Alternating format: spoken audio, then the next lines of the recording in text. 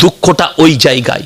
যুবক ছেলেরা 6 মাস প্রেম করেছে, তারপরে ঝগড়া হয়েছে প্রেমিকের সাথে, ফোন সুইচ অফ।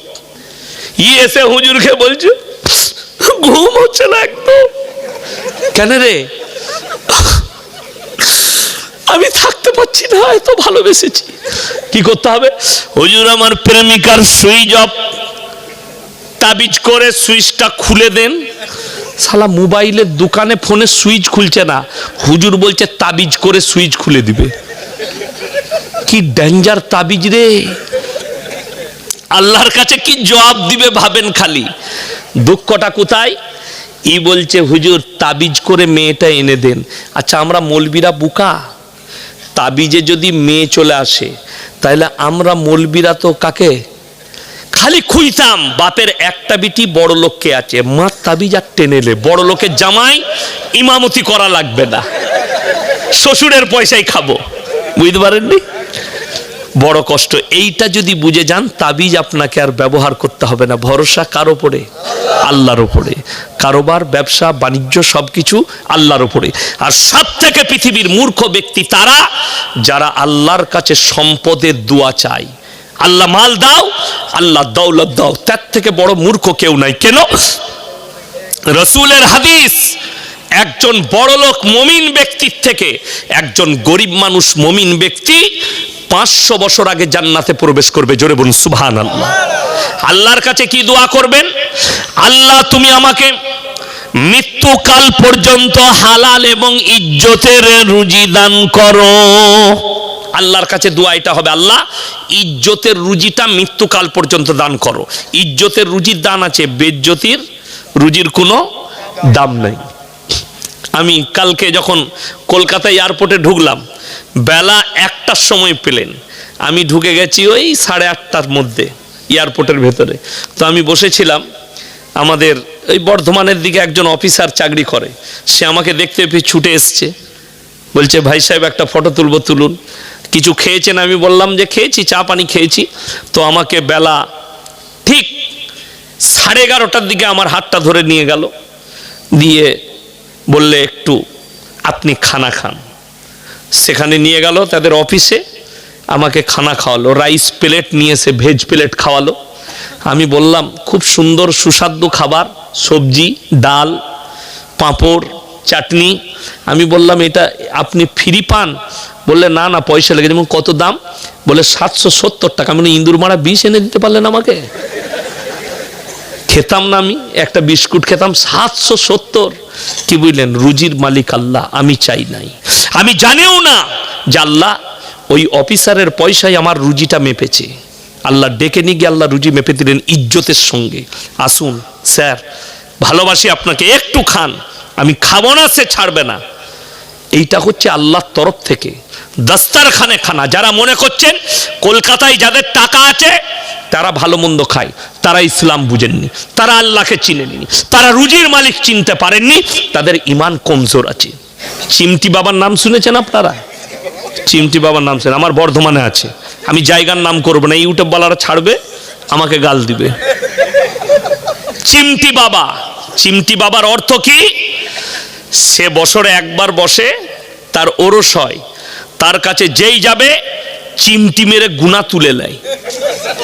আমি বললাম আল্লাহ, ও যে লোকের গুনাহগুলো তুলছে চিমটি মেরে, তাহলে তো ও তো ইবলিসের বড় বাপ হবে, গুনাহগুলো রাখবে কোথায় ও? শুধু ওইটা লয়, সে আবার নামাজ কন্টেকে লাই। নামাজ কন্টেক জানেন না? আল্লাহ, নামাজ কন্টেক মারাত্মক জিনিস। বলে তোদের নামাজ পড়ার দরকার নাই, ওরসে আসবি, আমাকে 5,000 টাকা দিবি, 1 বছরের নামাজ পড়ে দেবো। আমি খালি চিন্তা করি যে মাল নামাজ পড়বে কখন। 1000 লোক যদি ওরসে এসে 1000 লোক পয়সা দেয়, তার নামাজ সে পড়তে পারবে? তাকে পাইকিরি নামাজ পড়তে হবে। আল্লাহ, আসরের নামাজের নিয়ত করছি, সমস্ত মুরিদানদের আসরের নামাজের নিয়ত আল্লাহ আকবার, একবারে 1000 লোকের নিয়ত করতে হবে। হবে না? হবে না। তা ইমাল আর জান্নাত পাবে?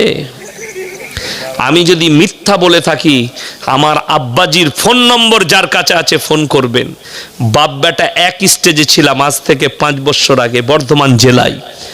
মসজিদের ভেতরে মাগরিবের নামাজ হচ্ছে, মাগরিবের পাশে মসজিদের পাশে শেওড়া গাছতলায় হুজুর বসে তাবিজ লিখছে। হুজুর মাগরিবের নামাজ পড়েনি। আমি ইমামকে জিজ্ঞেস করলাম যে হুজুর সাহেব নামাজ পড়বে না? বলছে না, হুজুরের নামাজ মুখস্থ। কি বলে? বাতিনি পড়ে। আপনারা জাহিরি পড়ছেন, উনি বাতিনি পড়ে। আমি বললাম আজকে জলসায় ওই ঝামেলাই করব। তো আমি যখন শুরু করেছি, কমিটির ছেলে এসে বললে হুজুর ঝামেলা হবে, অন্য লাইনের কথা বলুন। আমি তাহলে আমি এরপর নিয়ে এসো, 2-4টা মেয়েকে সাজিয়ে নিয়ে এসো, ড্যান্স করি। এই কথা যখন বলতে পারবো না। আরে আমার ভাই, আমি তো ওইটাই বললাম। আমি বললাম তার যদি ইলম থাকে স্টেজে নিয়ে এসো, তাবিজওয়ালা মালকে। তার যদি হিম্মত থাকে তাকে বলো স্টেজে আই ঝগড়া করতে, অসুবিধা নাই। সে এলে তো পেছন থেকে গালি দেওয়া অনেক সহজ, সামনে এসে একবার ভিড়ে দেখো, তবে বুঝতে পারবে। আমার ভাই, কষ্টটা ওই জায়গায়। আজকে ভারত, বাংলাদেশ আর পাকিস্তান, এই 3টে জায়গার মুসলমানরা, 3টে দেশের মুসলমান, বেশিরভাগ মুসলিমরা শিরক আর বেদাতে ডুবে আছে, কবর পূজোতে ডুবে আছে, কবরে সিজদায় ডুবে আছে। আমি একটা জলসায় বলেছি, আপনাদের এই 24 পরগনায় পাবেন, কলকাতায় পাবেন। দুঃখটা কোথায় লাগে জানেন? ইমাম সাহেবের বেতন 500 টাকা। আপনি সকালবেলায় শিয়ালদা স্টেশনে যান, নামেন, গেট থেকে বেরিয়ে দেখতে পাবেন। আমি সেদিনে কলকাতা চিতপুরে নামলাম, যখনই বেরিয়ে এলাম, উলার গাড়ি বুক করেছি, যাব কলকাতা আপনার এয়ারপোর্ট। গেটের বাইরে দেখছি হারামখোর বসে আছে, মাথায় তেল লাগিয়ে একটা ছিঁড়া চট বিছিয়ে বসে আছে। কি করছে? ফালনামা খুলেছে আর একটা অ্যাটার্চিতে খালি আংটির পাথরগুলো আছে, লাল, নীল, কালো, ব্লু ইত্যাদি, হলুদ, বিভিন্ন কোয়ালিটির। আর সে বসে আছে ছিঁড়া চটে, একটা চট বিছিয়েছে, ছিঁড়া পাড়া চট, সেখানে বসে আছে। সামনে একটা গোল পাড়া চাকতি নামাইছে। সে এখন লোকের ভবিষ্যৎ দেখে। আর যারা 50,000 1 লাখ টাকা পায়, হাত দেখাচ্ছে, দেখো তো কিনা আমারটা। ওরে বাপরে, বিরাট গোলমাল তো, তোমার ভাগ্যটা খারাপ যাচ্ছে, প্রমোশন আটকি আছে। দেখলে আমার প্রমোশন তো আটকি আছে, আর ভাগ্যটা একটু খারাপই যাচ্ছে। খারাপ মানে বইয়ের সাথে রোজ ঝগড়া। কি বুঝলেন? বইয়ের সাথে ঝগড়া। মৌলবিদিকে জিজ্ঞেস করুন কিনা আমাদের বইয়ের সাথে ঝগড়া হয়নি কি? রেকর্ডিং ছেড়ে দিলে আমার বউ শুনতে পাবে। আমার বউকে এত বলি বাপের ঘর যাও, বলি না, মুটেই যাব না। মৌলবিদের বউরা বাপের ঘর যেতে পাই না। কেন? আমরা বেরুবার সময় কপালে চুমু খাই, ঢুকে কপালে চুমু খাই। আর আপনি যখন বাজারে বেরিয়ে যান, মাস্টার এনে রাখবি, আসছি, বেরিয়ে গেল। ঠিক না ভুল? তো তোমার বউ তো তোমার লেগে ঝাঁটা এমনি রেডি করবে। আর আমাদের বউরা ভালোবাসে। জিজ্ঞেস করুন, ভাই বলতে পারছে না, আমি বলে দিই। একটু আমার ঠোঁট কাটা, বড় কষ্ট লাগে, দুঃখ লাগে। আমার ভাই বেঈমান, যারা হাত দেখাবে জ্যোতিষীকে, সঙ্গে সঙ্গে ঈমান নষ্ট হয়ে যাবে। ভবিষ্যতের মালিক কে? ভবিষ্যৎ কে জানেন? গায়েব কে জানেন? আল্লাহ। আপনি যে হারামখোরকে হাত দেখাচ্ছেন, ও নিজে জানে না কবে মরবে। ঠিক বললাম না ভুল বললাম? সে বলছে এই আংটির পাথরটা নিয়ে যাও, তোমার ভাগ্য ফিরে যাবে। কিন্তু কেউ বলতে পারছে না যে ওই ভাগ্যের পাথরটার আংটিটা তু লাগা, কাল থেকে মমতা খালার পাশে থাকবি। তুই কেন হারামখোর ছিঁড়া চটে বসে আছিস? যাকে ভাগ্যর পাথর দিচ্ছে তার বেতন 50,000। যে দিচ্ছে সে 2টো পাথর বিক্রি হলে কি খেতে পায়? 3টে পরোটা, আনলিমিটেড তরকারি, একটা ডিম, 1 টুকরো কাঁচা পেঁয়াজ। হারামখোর ওই পরোটা খায়। আর আমরা কি খাই? যে 50,000 বেতন পায়, সে তার অফিসে গিয়ে বলছে, এই চা নিয়ে আয়। আনছি স্যার। টেবিলে এসে কাপটা হাতে ধরিয়ে দেয়। ঠিক বললাম না ভুল বললাম? কর্মচারী। তাইলে ভাগ্য কার খারাপ? আমাদের দেশে। আমাকে যদি বলেন হুজুর ব্যবসা খারাপ যাচ্ছে, আপনি রোজ 50,000 ইনকাম করেন, আর ইমামকে এসে বলছে হুজুর একটা তাবিজ দেন। ইমামের বেতন 6,000 আর আপনার রোজ 50,000। আমার তাবিজে যদি তোমার ব্যবসায় বরকত হবে, তো তুই বড় লোক হবি কেন? তো হুজুর আগে হবে। কথাটা বুঝতে পেরেছেন না পারেননি? তাবিজ যদি আমার কাছে থাকে, আচ্ছা এরকম বুকা লোক কেউ আছে যে লোককে বড় লোক করবে, নিজে গরিব থাকবে পৃথিবীতে? নাই। বুঝাবে কে? দুঃখটা ওই জায়গায়, বড় কষ্ট লাগে। বরকতের তাবিজ হুজুরের কাছে চাইছে, হুজুরের বেতন 5,000 আর সে রোজ ইনকাম করে 50,000। আজকে দুঃখের বিষয় বলছি, 25শে ডিসেম্বর খ্রিস্টানদের থেকে মুসলিমরা বেশি পালন করেছে। আপনি কিছুই জানেন না। আমি গত পরশু মালদা ডিস্ট্রিক্টে ছিলাম, রাত 11:30টায় জলসা শেষ করেছি আমি মালদা ডিস্ট্রিক্টে। আমার গাড়ি ছেড়েছে, নিয়ে আসছি মালদা টাউনে। মুসলিমদের ড্যান্স দেখলে বোম ফাটিয়ে আপনি অবাক হবেন। 1 জানুয়ারি পালন করছে, রাত্রি 12টা বেজেছে। আর 10 মিনিট যদি আমার গাড়িটা দাঁড়িয়ে থাকতো, আমার ট্রেন ছেড়ে যেত। আমি সকালবেলায় কলকাতায় নেমেছি, চিতপুরে রাত্রে 12:10 গাড়ি চেপেছি, আর 10 মিনিট লেট হলে আমার গাড়িটা ছাড়া যেত। তারা এমন ভাবে ড্যান্স করছে। বেচারা ড্রাইভার বললে, ভাই ট্রেনের টাইম হয়ে যাচ্ছে, একটু সাইড দেন। মুসলিমদের যুবক, সে যখন দেখলে এটা মৌলী সাহেব, তখন গাড়িটা সাইড দিল। সব মদ্যপ অবস্থায় মুসলিমরা। কালিয়াচকের মতো জায়গা যেখানে 90% মুসলিম, কালিয়াচক মালদা, স্টেজ করে হাই রোডের ওপরে অর্কেস্ট্রা এনে গান করেছে কালকে রাত্রে, পরশু রাত্রে রাত 12টার পরে। ড্যান্স আর মদ আর গান, এরা কেউ খ্রিস্টান নয়, সব মুসলিম। কলকাতার পার্ক স্ট্রিটে মুসলিমরা ড্যান্স করেছে, মুসলিমরা পালন করছে। আমাদের বক্তব্য যাওয়ার পরে ইউটিউব আর ফেসবুকে কিছু হারামের আওলাদ মিডিয়া আছে, এরা বলবে ইয়ে তো মৌলবি দেশের মধ্যে ফাটল ধরাচ্ছে, সম্প্রীতি নষ্ট করছে। হারাম করে আওলাদ সম্প্রীতিই বুঝে না। আমাদের দেশের লোক তো সম্প্রীতি খুঁজতে গিয়ে বলেই ফেলেছে, ধর্ম যার যার, উৎসব সবার। আমি ওই জন্যে একটা জলসায় বলেছি, যদি এটা সত্য হয় কুরবানির সময় ওদিকে ডেকে লিয়ে আয়, বলবো গরুর ঠ্যাংটা ধরবি আয়। তখন বলছে অন্য ধর্মকে আঘাত করতে ইসলাম শিখায়নি। আমরা তো ওটাই বুঝাতে চাইছি, লা ইলাহা ইল্লাল্লাহ ওয়া লা ইলাহা ইল্লাল্লাহ। তোমরা দুটো নৌকায় পা দিও না। কোরআন শোনাচ্ছে, হে আমার যুবক যুবতী, কোরআনে আছে সূরা ফাতিহার শেষ আয়াত, গায়রিল মাগজুবি আলাইহিম ওয়ালাদ দাল্লিন। মাগজুম মানে ইহুদি আর দাল্লিন মানে নাসারা। এই দুটো দলই পদভ্রষ্ট, আর এদের যারা অনুসারী হবে তারাও পদভ্রষ্ট হয়ে যাবে।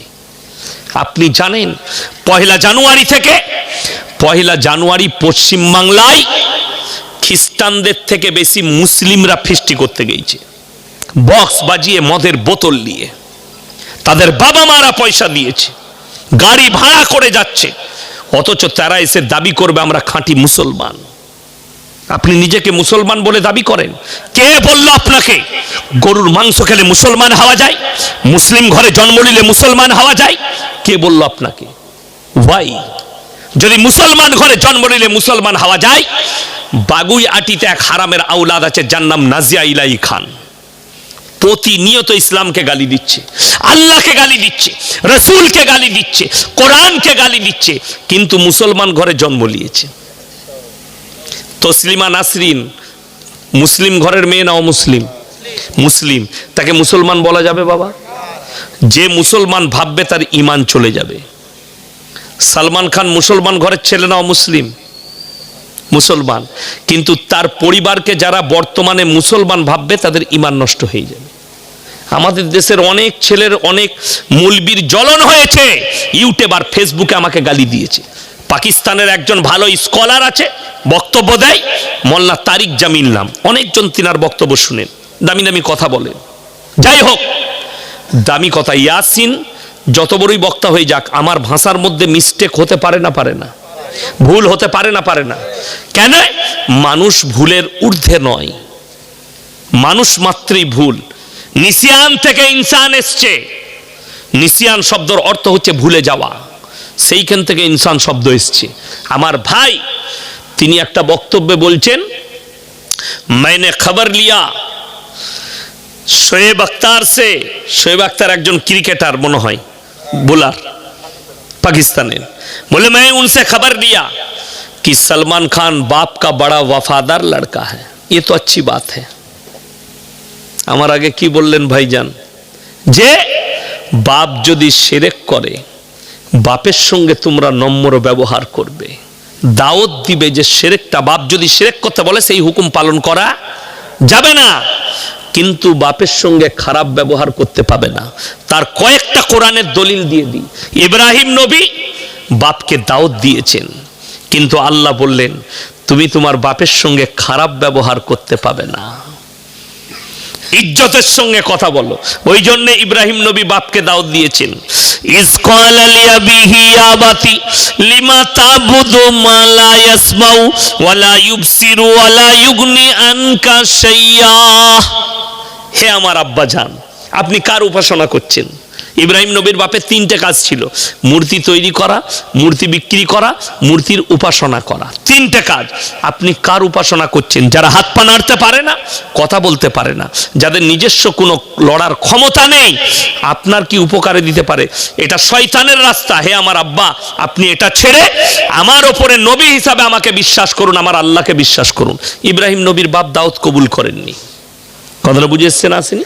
কিন্তু তুমি তোমার বাপের সঙ্গে খারাপ ব্যবহার করতে পারে। এর থেকেও মারাত্মক আয়াত দলিল আছে কোরআনে, সেটা হচ্ছে ফিরাউন নিজেকে বলেছিল আলা রাব্বুকুমুল আলা, আমি তোমাদের রব। মুসা নবীকে আল্লাহ যেদিনে নবুয়ত দান করলেন আর তার ভাই হারুনকে দাওয়াত দিতে যাও, কাকে? ফিরাউনকে। কিন্তু মাথায় রাখবে হে আমার মুসা, মুসা নবী বললেন আল্লাহ কিভাবে দাওয়াত দেবো? সে তো নিজেকে আল্লাহই দাবি করে, নিজেকে রব বলেছে। আল্লাহ দাওয়াত শিখিয়ে দিলেন কিভাবে দাওয়াত দিবেন। কুলু কাউলা লাইয়িনা, নরম করে বলবে, বিনয়ী ভাবে বলবে, যেহেতু সে তোমাকে লালিত পালিত করেছে নিজের সন্তানের মতো। নম্র ভাষায় দাওয়াত দাও। হিদায়েতের মালিক আমি আল্লাহ, জোরে বলুন সুবহানাল্লাহ। নম্র ভাষায়। ওই জন্যে আপনি বাপের সঙ্গে ভালো ব্যবহার করুন, নম্র ব্যবহার করুন। বাপ যদি শিরক করতে বলে সেই কথা মানা যাবে না। বাকি বাপের সঙ্গে আপনি ভালো ব্যবহার করুন। আমার ভাই, অনুরোধ করে বলছি, আপনি মুসলিম ঘরে জন্ম নিয়েছেন, মুসলমান নয়, তিনি বলছেন বড়া ওয়াফাদার হ্যাঁ और अच्छा फैमिली है, अल्लाह इन सब को जन्नत अता फरमाए। আমি বললাম नाउज बिल्ला, मौलाना ऐसे दुआ कैसे कर सकते हैं बगैर मालूमात के, और हम हिंदुस्तान के हैं। আমার বাড়ির কাছের লোক, আমার অন্তরের লোক ফিল্ম সিটিতে কাজ করে, ফিল্ম সিটির ভেতরে, একদম ভেতরে। সেখানে স্টেজ যেগুলো হয় সে ভাড়া দেয়, তার কাছ থেকে যায়, বিরাট ব্যবসা মুম্বাইয়ে। আমি তাদের কাছে গিয়ে থাকি। শুধু তাই নয়, সব থেকে বড় দলিল হচ্ছে সোশ্যাল মিডিয়া। যাদের কাছে বড় মোবাইল আছে ইউটিউব খুলেন, সালমান খানের গোটা পরিবার গণেশের উপাসনা করে, তার বাড়িতে গণেশের পুজো হয়। আল্লাহর কসম করে বলে যাচ্ছি, কোরআনের দলিল দেবো আপনাদিকে, কেউ যদি মুশরিক হয়ে মারা যায় তার লেগে দোয়া করতে পাবে না। বেঈমান কাফের মুশরিকের জন্য দোয়া করা যাবে না। আমার নবী জনাবে মুহাম্মদুর রাসূলুল্লাহ, সকলে বলুন সাল্লাল্লাহু আলাইহি সাল্লাম, তার দলিলটা শুনেলেন। আমাদের দেশের অনেক লোক আছে, আপনার সন্তান নাস্তিক, এই নাস্তিকতা যদি প্রকাশ পেয়ে যায়, যদিও সে মুসলিম ঘরে বাস করে, তার বাপ তাহাজ্জুদ গুজার হোক, তার মা তাহাজ্জুদ গুজার হোক, তার বাপ হাজী সাহেব হোক, ছেলে যদি নাস্তিক হয়, ছেলে যদি আল্লাহ বিরোধী হয়, রসুল বিরোধী হয়, কোরআন বিরোধী হয়, সে যদি ওই অবস্থায় মারা যায়, না তার জানাজার নামাজ পড়া যাবে, না তার দাফন কাফন কবরস্থানে করা যাবে। এটা শরীয়ত বলছি। কি করবেন? কুকুরকে খাইয়ে দেন, নদীর কিনারায় ফেলে দিয়ে আসুন, নাহলে কোথাও গিয়ে পুঁতে দেন, কবরস্থানে দাফন করা যাবে না।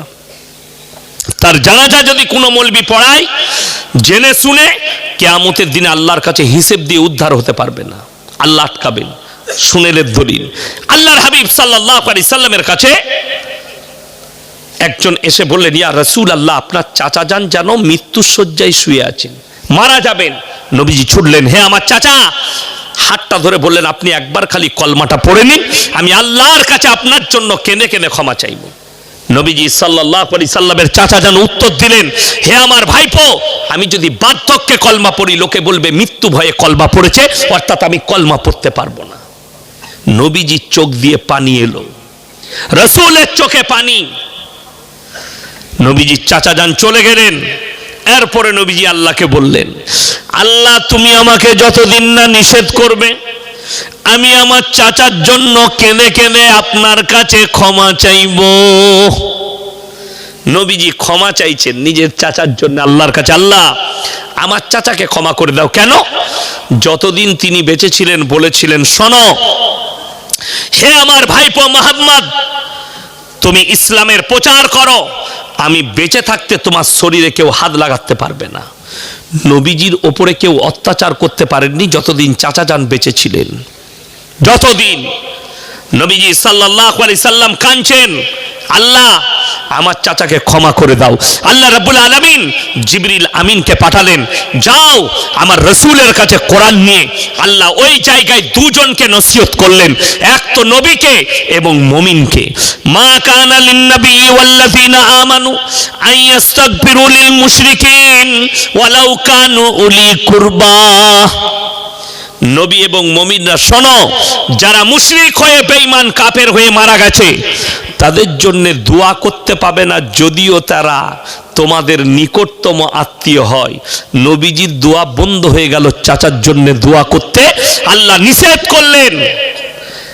এরপরেও আপনি বলছেন আপনার ছেলে মদের ভাঁটিতে জীবন কাটিয়ে হুজুরকে দাওয়াত দিয়ে পরোটা খাইয়ে দেশি মুরগি খাইয়ে জান্নাতে পাঠাবেন। তোমার হুজুরও মার খাবে, তুমি তো খাবেই খাবে। এটা লিখে নিয়ে যাও। তুমি এইভাবে জান্নাতে যেতে চাও, ওই জন্য নামাজ পড়ে না লোকে, ওই জন্য রোজা রাখেন। আমার ভাই বাংলাদেশে জানেন তো একজন বক্তব্য দিচ্ছে, বলছে ভাইয়েরা, যে সমস্ত ভাই যত রকমের পাপ করেছ, যত পাপের সাগরে ডুবে আছো, জীবনে যদি একবার আমার বাবাজির মাজারে আসো তার সমস্ত গুনাহ মাফ করে বাবা জান্নাতে নিয়ে যাবে। যা বুঝে করগা। হ্যাঁ,